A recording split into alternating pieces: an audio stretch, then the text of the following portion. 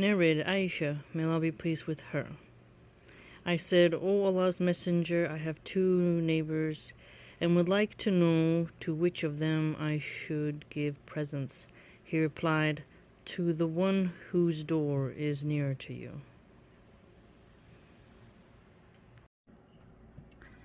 Assalamu alaikum warahmatullahi wabarakatuh. Hope you're doing well.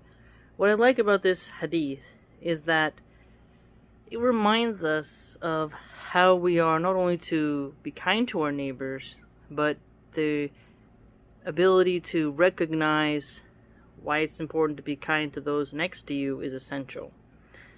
Because when you need something, emergency, for example, you go to who's closest. You go right immediately to your neighbor, you knock on the door, hey, this happened, something like that.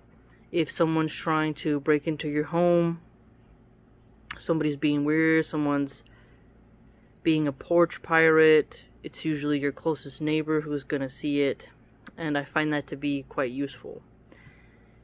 So, you think about noise and everything else that comes with being a neighbor, and we want to be the best neighbors we can. All of us will fail in some way and won't live up to the ideal, but when it comes to being charitable in our community, it's healthy and a really good deed to think, what can you do nice for your neighbor? We can forget that at times, but clearly this hadith tells us that we should think about someone other than ourselves. And sometimes people can think, let me just do faraway charity. Think about your neighbor instead.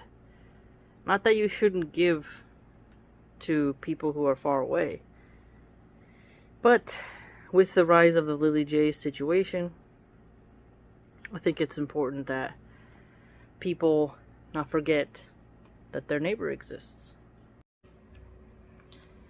Also, notice the wording. I would like to know which of them I should give presents. So, I should give presents. Very insightful. Because if more people were kind to their neighbors and gave to their neighbors, imagine how less drama there'd be. It's terrible when you have antagonistic neighbors, you don't get along with them. Or think about when you've done wrong and you want to reconcile that situation. You'd like to make amends. People talk about community building.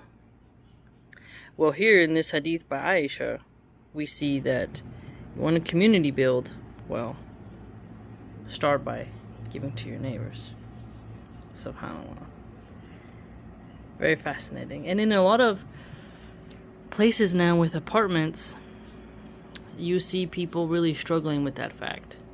It's hard for them to want to do that. You feel a little standoffish. Some people see it as more posh to not really talk to your neighbors at all. I'm not saying you have to be super close, but what I am saying is that you keep them in mind. Keep them in mind. And maybe you have, you're doing a barbecue, and you can give them an extra plate. That's very popular. You're shooting off some fireworks, and you got little kid sparklers. And they have kids, invite them. Kindness goes a long way. And when I was little, a lot of the neighbors around my grandma's house in Utah gave me food, fed me. We played in their yards. It was a good time. Today, you have to be careful, obviously, because there's so many weirdos and a lot more drug addicts. So you can't just let your kids play anywhere. But being a good neighbor and thinking of them when it comes to gift giving can soften quite a lot of hearts. Let me know what you think. Please like, comment, subscribe, share, and join the blog.